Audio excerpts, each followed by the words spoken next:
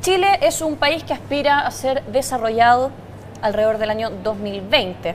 Sin embargo, se ha dicho que una de las maneras y la principal herramienta para lograr este objetivo es aumentar la productividad de la mano de la innovación.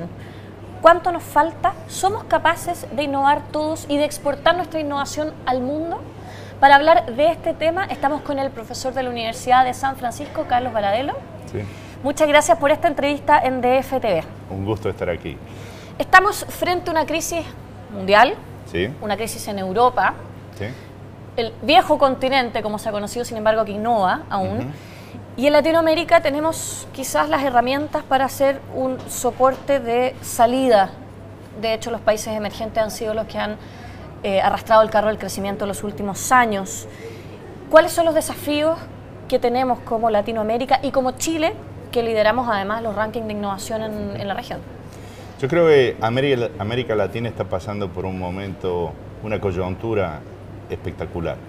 Es una oportunidad enorme porque estamos pasando un periodo donde los commodities tienen un precio alto y que eso nos permite financiar cosas que antes no nos podíamos financiar, y en particular la innovación. ¿Por qué la innovación es importante? Porque nos permite agregar valor y capturar un porcentaje más grande de las cosas que producimos. Y por lo tanto, ese aumento de competitividad nos aumenta la prosperidad nacional o regional. Somos países productores de materias primas. Sí. Eso no es un misterio para nadie. Para nadie. Es poco el valor agregado que se le dan a nuestras materias primas, y los esfuerzos, por lo menos en los años 70, que fueron la sustitución de importaciones, finalmente llevó a fracaso muchas veces, a faltas de eficiencia. ¿De qué manera podemos realmente darle un valor agregado a nuestras exportaciones mediante la innovación? Lo que ha ocurrido en los últimos 20 años es que el proceso de innovación se ha democratizado. Todas las tecnologías, en particular las tecnologías de la información, han permitido mover y dar acceso a la periferia, que es la democratización, para que más y más puedan participar del proceso de innovación y agregar valor. Y a su vez, a través del fenómeno de globalización, nos permite ver que el mercado no es el mercado ni de Santiago ni de Chile, sino que es el mercado global.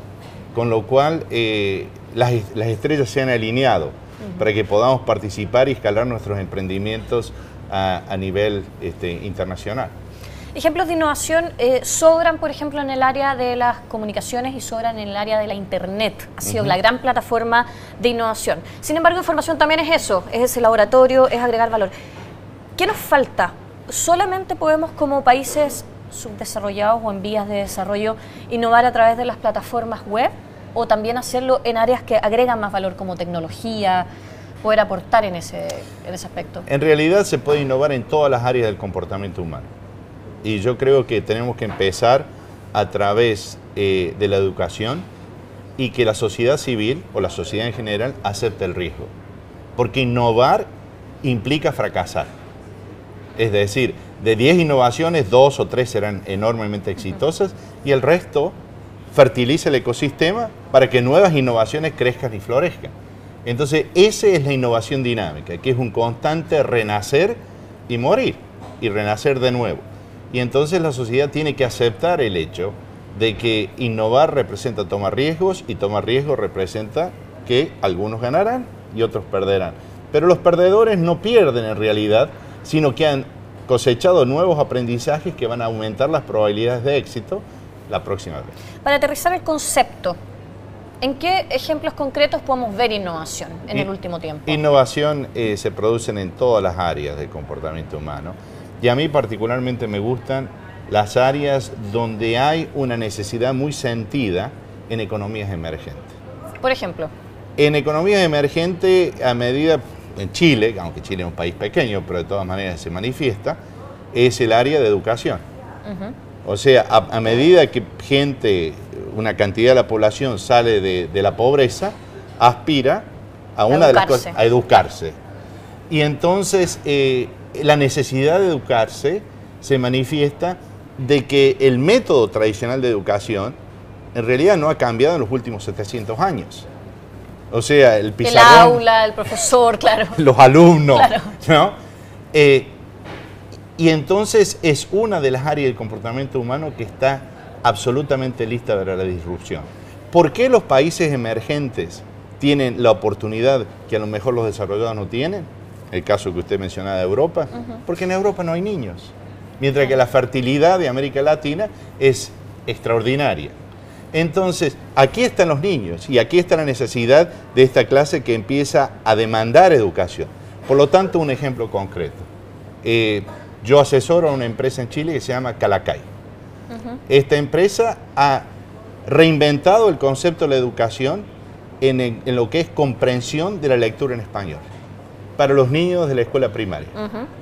Es decir, conectar los niños en una red social segura, potenciar la capacidad del maestro y a su vez que los niños aprendan a su propia velocidad y todos tienen éxito. A través de un software, ¿no? A través de una plataforma que es sumamente divertida, sumamente entretenida, porque entretener es algo bueno y si es algo bueno tiene que ser algo agradable. No tiene que ser una tortura, como muchas veces, al menos en mi etapa. Bueno, y en mi época también, cuando estaba el profesor ahí. Entonces yo veo una enorme oportunidad, porque esta plataforma, Calacay, no es simplemente para los niños chilenos, sino que es para todos los niños de América Latina. Podemos exportar innovación. Absolutamente. Y yo creo que este ejemplo se manifiesta en otras áreas del comportamiento humano. ¿Eso es innovación disruptiva? ¿Romper el esquema de los últimos 700 años? Indudablemente que en este caso es disruptiva, porque se da vuelta el paradigma de patas para arriba. Es decir, ¿qué quiere decir esto, dar vuelta del paradigma? Porque muchas veces se usan las palabras y no se sabe lo que se dice. Fíjense en el criterio. El criterio es, hoy, de la escuela, el niño va a clase y el profesor da su clase. Y va a su hogar y hace la tarea. ¿Por qué no revertir el proceso? Que la tarea y el trabajo, que es desafiante, se haga durante las horas de clase y que ahí se ayuden entre ellos o que el profesor los ayude y que la lección, que está grabada con sistemas multimediales y que son las mejores lecciones del profesor. Mucho más entretenido que escuchar al profesor. Y yo la escucho a mi propia velocidad. Y que si a lo mejor ese día el profesor o la profesora tiene una migraña, su clase no va a ser tan buena, pero las que están enlatadas son las mejores. Son las mejores, claro. ¿Okay? Eso quiere decir dar vuelta el paradigma. ¿Podemos generar innovación en América Latina y exportarla a los países desarrollados y transformarnos en esta ayuda, entre comillas, a este mundo desarrollado que va en declive por estos días? Absolutamente. Es decir, la innovación no es el monopolio de nadie. No es que los alemanes o los americanos son los iluminados y el resto tenemos que comprarle la innovación a ellos. Yo creo que todos tenemos la capacidad de innovar, nosotros tenemos el capital humano. Además, si nosotros vemos los jóvenes del continente occidental, las Américas, digámoslo así, el 70% de los jóvenes que tienen 24 años y menos están en América Latina. O sea, nosotros tenemos los jóvenes, tenemos el capital de humano, obviamente tenemos que fomentar la educación y tenemos que producir este cambio cultural, porque si no hay familias innovadoras, si no hay clubes o iglesias innovadoras, si no hay gobiernos innovadores, donde la innovación se abraza como un estilo de vida, esa sociedad no va a alentar la innovación. ¿Tenemos actualmente alguna sociedad en el mundo que sí haya abrazado la innovación como para seguir como un ejemplo? ¿Dónde vivo yo? En Silicon Valley, en el área de la Bahía de San Francisco. Silicon Valley es como el núcleo de la innovación, pero es una ciudad. No, porque la innovación, Silicon Valley, no es una geografía, sino un estado de la mente. Y eso, es decir, el Golden Gate Bridge, el puente no lo puedo transportar a Santiago, claro. Pero el mindset sí. Si nos proponemos, yo el mindset lo puedo llevar a mi ciudad de Córdoba, de donde soy originalmente, o lo podemos llevar a Medellín, en Colombia. Si nos ponemos a trabajar en recrear ese mindset. Y fíjese que en ese sentido, Chile ha tomado iniciativas realmente excepcionales. Tenemos el Startup Chile, tenemos Global Connections, tenemos tantas actividades, las becas de estudio que para mandar chilenos al extranjero. Realmente ustedes están abriendo, expandiendo las fronteras, que pasa a ser un referente. Y en lugar de ustedes mirarlo a Irlanda, los irlandeses miran a Chile y los franceses miran a Chile y de tantas otras partes del mundo. Bueno, de eso depende nuestro desarrollo, se supone. Absolutamente. Por ahí se aumenta la productividad, ya no con tornillos, dicen. Y lo importante es la prosperidad. Sin duda.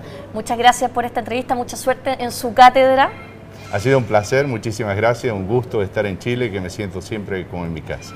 Muy amable. Muchas gracias. Y así dejamos esta entrevista en DFTV y yo los dejo invitados a una próxima.